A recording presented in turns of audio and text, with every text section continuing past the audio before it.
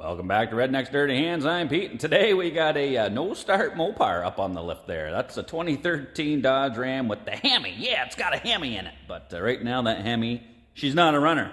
There belongs to a fella Vern down the road there, and it doesn't matter how many times you ram the start button on that thing. She's a no-go. It's got a bad starter in there, so we're going to fix her up. Know what I mean, Vern?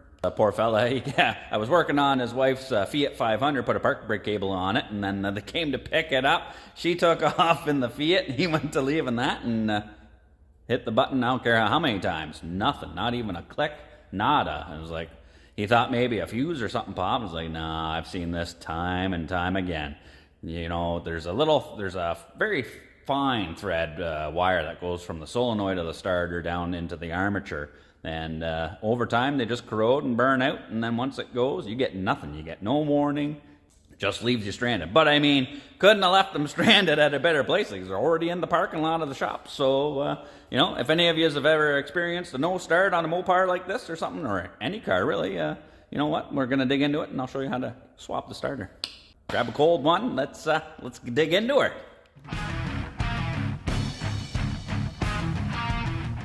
It sucks when you get a dead truck out in the parking lot there. You know, you can't start it, can't push it. I work by myself pretty much all the time, you know. I do have the old boy help me out every once in a while. And I got the Viking, so that's perfect for pushing dead rigs out of the parking lot and into the shop. You know, the Viking's she's a workhorse, that's for sure. And I got the big 30-inch tires on there, but that bumper piece that I made on there, I got that post on there that I had the jib crane thing I had rigged up, but it's perfect. You just hook a tire on there. The ATV tires work out good because they're nice and stiff and fairly wide, and then, you know, you can just push on the back bumper there without marking it up, no scratching and denting or anything. And then, I mean, this thing weighs a ton. You know, there's no way a couple of guys are going to push it. It's a bit of a grade coming into the shop here, so like coming around the corner and in that door, it's a bit of an uphill battle, and there's no way I'm going to bust a nut trying to push that in there. So that's where this rig comes in super handy. So now we got her up on the lift. So we just got to get up under here. And where are you? Oh, there's the crusty looking starter right there. So, I mean, it's not impossible to get at, but I mean, there is this bracket. I hope we don't have to get into taking that off. It's got a little bit of a heat shield on there, and then you can kind of see that's the wire I'm talking about right there. And I don't know if I can get you in close enough. You can kind of see at the bottom of that wire there, right in there, it's all corroded, and you can see where it's kind of broken. So that's going to be the culprit of why this thing is a no start. So we got to let's peel her out of there. So I guess first things first is we got this heat shield held on with two 10 mils. So I'm just going to get in there with my little cordless impact. Pop them suckers out of there. And of course, I've already disconnected the negative post on the battery because you don't want to be getting in here with any tools. You touch all this stuff that's live and it's going to be like the 4th of July under here. Okay, so we got that out of the way. I can see the solenoid there. So all it is just a push connector terminal that clips on. That's your signal feed for the solenoid. So when you hit the start button, that's where the power's coming through to say, hey, let's go time. So we got to unclip that. Then there'll be a main bolt or nut holding the main power on the back side of the solenoid back in there. We'll have to get that off. It's probably a 13 mil. We'll see. And then we'll have to track down and undo. There's going to be one mount bolt here, and then unfortunately I think the other one is in behind this bracket here. We got to go in that way. Hopefully we can get that out and we got enough room to snake this thing out of here without having to get in and undoing any of these brackets because they look rustier than the Titanic. Ugh. So I'll see if I can pop this sucker off of here. Come on, just gotta squeeze this little tab. There we go. And then, yeah, I can see that one. I think it's a 13 mil. Let's see if that fits on there. Oh, yes, sir. Let's crack that sucker loose. I just use a 1/4-inch drive ratchet. A little bit smaller to fit into these tighter areas. I mean, you can spray the backside of that nut with some WD or whatever kind of penetrating oil you favor. I generally like to go with no lube, you know what I mean? But I mean, lube can make it better. And now that one is off of there. Tickety-boo! Pull that wire off. That one doesn't look too corroded up or nothing. But you can see, just from me going in here pulling that one off, like that's already flaking away. Look how crusty that is. Yeah, that wire's so fine there. Fine like Christina, baby. But yeah, it's just flaking away and falling apart. So guaranteed that is his issue. So, let's turn that a little bit. Oh, yeah. So we got to get at this bolt here and see if we can get at the other one. And hope and pray that this just comes on up out of there with no issues. Oh, yeah, it's a little tight access up in here, but it's a 15 mil. For the bolt there. Get that on. We got just enough room between this catalytic converter and the drive shaft to crack her loose, I think. Oh, yeah. Oh, beauty. All right. Let's see if we can sneak in on that bottom one. A little bit of an extension. Do the same thing under here. Where are you? Oh, yeah. Oh, that right there is a beautiful thing so far, anyway. Okay, dokie. Oh, and there's that one. Get out of there. Where'd you go? Oh, yeah, dropped it. Where is it? Just like so. There's one bolt. Hopefully, this thing only has the 2 bolts. I'm not sure. I don't have the new starter here yet. I'm waiting for it from Napa. So, we're gonna hope that it's only got the 2. Hopefully it's not seized. It is aluminum housing here, aluminum bell housing, and then it's got a little steel plate that goes in between. So, I mean, they do get stuck in there sometimes, but we'll see. Seeing as how it's cracked free, I'm just gonna go in there with my long 3/8 little wobbler instead of trying to do 1/8 of a turn every time. Oh. Fell right out of there. Nice one. Okay, so that came right out. So let's just get her on in here. Oh, well, that right there, that's a great start to this job. There you go. She's off on the tool tray. Yeah, I know I got more tools in the tray than I do in the box, but I just finished a big job, so I got to put those away. But yeah, you can see. Like, look at that. That's the main wire that goes right from the solenoid into the armature here. So when you put the power to here, pulls it over, makes contact, bridges the gap, says, hey, let's go, you start spinning. But when this wire's like that, it ain't spinning nothing. So we'll, and that's an original Moparian starter there. So let's wait for the Napa man, get the new one, and hopefully get this thing back in there, hit the button, and vroom vroom. Speak of the devil, I think there he is. How's it going, Napa man? Not too bad. What are you today, Pete? Oh, surprise, surprise. Bill is giving me a bill. I am. All right, And let's... some quality parts. Oh, the Napa know-how, eh? Let's see if she's the same. This one's definitely shinier. Yes, it is. Oh, look, they even give you new little bolts for the heat shield, And too. the wiring's the same. Well, no, see, this one, that Broken? wire's in good shape. That one, That one's broken. not so much. I think we be in business. Oh, do not remove. Stop. Hold on. Yeah. We don't need that. Perfecto, sir. All right, another happy customer. Well, hold on. We got to put it on first and see. You taking off? You're not even going to stick around and put it in for me? No, I have more delivery. Well, thanks anyway, Napa man. All right, have a good day. See you, buddy. Okay. Thought for sure he would have helped put it in.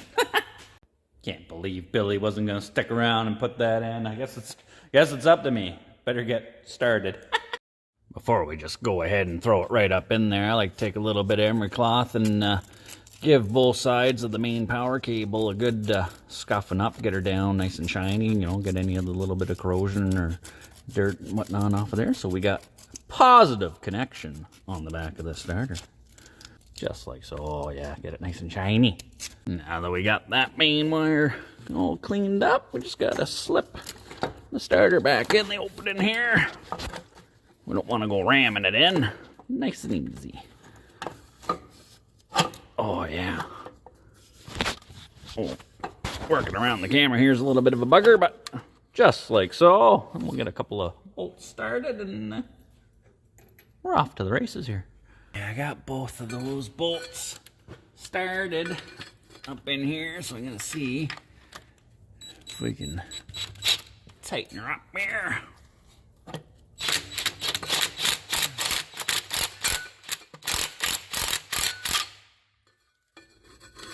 One. Two. Now, I didn't give her the full beans there with the impact gun because I'd rather just snug it up by hand here. So we're gonna get on this bottom one here. Helps if I have it going the right way there, Pete. Nice one. Righty tighty, lefty loosey. Oh yeah, that's good. And after I drop all my tools, let's do this top one too. That's where these flex head ratchets are great, because if you try to go straight on here, you can't swing it in between here. It just keeps hitting everything, but you can bend her around. You can swing her up that way. Nice one. Perfect.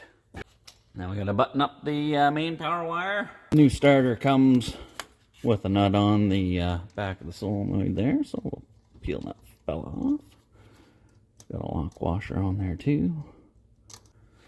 Slip the wire over top. Spin the new nut on there. Boom, shakalaka. You don't want to crank these things too tight either though, because it's just plastic or ceramic. I don't know what the material is of the back of the solenoid here, but it's just crimped in there. So if you crank these too tight, you'll rip the stud, bust it right out of there, and then you're foobarred and you're back to ordering another starter. So we don't want to do that. So just nice and snug. You ain't got to crank it. Got to be like the Hulk. And then just clip this fella back on. Make sure you can't pull it off. It's got a little tab in there. It locks into the hole on there, so that's golden. We'll put the heat shield back on. Everything should fit right as rain. Now I know they gave new bolts with the new starter there, these ones, but they're just regular bolts. They don't have the shoulder to them. The original ones got the wider, the flange collar, and the holes are kind of wallered out on this heat shield, so I figure might as well stick with these bolts because they got the wider shoulder. There's nothing wrong with them. Zip these fellas in.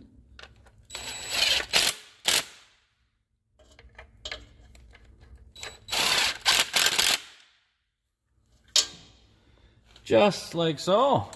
And just like that, we got a brand new Napa power starter in there. So, I mean, yeah, let's set her down and hook up the battery, push the button, and hopefully this thing makes vroom vroom sounds. I just set it down off the hoist. I was going to hook the battery back up. And, peekaboo, I think I left my light down in there. That's how the mechanics always losing our lights, because sometimes they just go on down the road with the truck. Lift it back up. Oh, come on. Come here, you. Oh, yeah, stuck on the inside of the frame rail. Nice one. Let's try this again.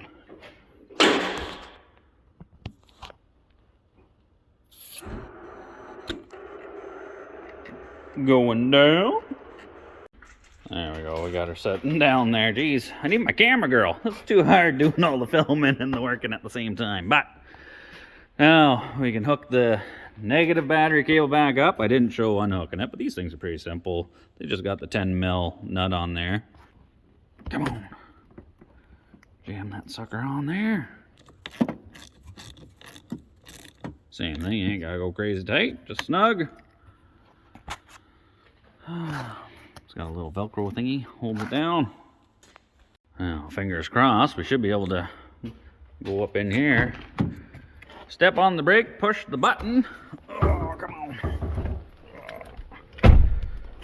Oh yeah, let's see here. All these new vehicles now with the fancy push button, like, whoa, what was wrong with the key? Like, come on. All right, step on the brake. Oh, oppa! Nice one. Now, anytime I do a starter in any vehicle, I always check it 3 times in a row. Yes, sir. That's 2. And for the hat trick, boom shagalaga. That way, you know, I know when I park it outside, it's gunts to start. You know, it started 3 times in here for me. I know when he comes to pick it up, he's not going to be disappointed like he was yesterday and like, oh man, what the heck is going on? So, bonus, we're winning. So I would say that job was a success. Slam the hood, kick the arms out. This sucker's good to go outside. Well, and I mean, that wasn't too bad of a job. You know, skill level, I would say, is down. That's minimum. I mean, it's just a couple of bolts, you know. It's fairly easy access to get at this thing. Shop time can't be any more than an hour because it doesn't take that long to get this thing out of here. Biggest expense there is the part. You know, the Napa premium starter there was $365 it lists out at here in Ontario. But, I mean, there ain't a whole lot you can do about that. It does come with the 5-year warranty, so I mean, he's got that to look forward to. Hopefully it doesn't happen or go for a crap on him anytime soon, but you know, this Ram is ready to go out and dodge some potholes. And I mean, it's funny how things work out. Anybody that's ever worked in a garage knows things usually happen all at the same time. You know, this one the starter went out on, and that's like a test, you know, that got me going, because now I got to put a starter in McLeanski's van there. Like, what are the odds, you know? But that can wait. I think that's going to be a tomorrow job, because I think I'm going to go hang out with Alan Jackson and Jimmy Buffett, because it's 5 o'clock somewhere. So, I mean, I hope you guys enjoyed this video. Thanks for tuning in, as always. You know, if you need to change the starter on your Dodge Hemi, it ain't so bad. I hope this video helps you out. If you're not subscribed, please consider doing so. You know, I enjoy making these videos. Have a lot of fun doing it. And as always, take her easy. Cheers.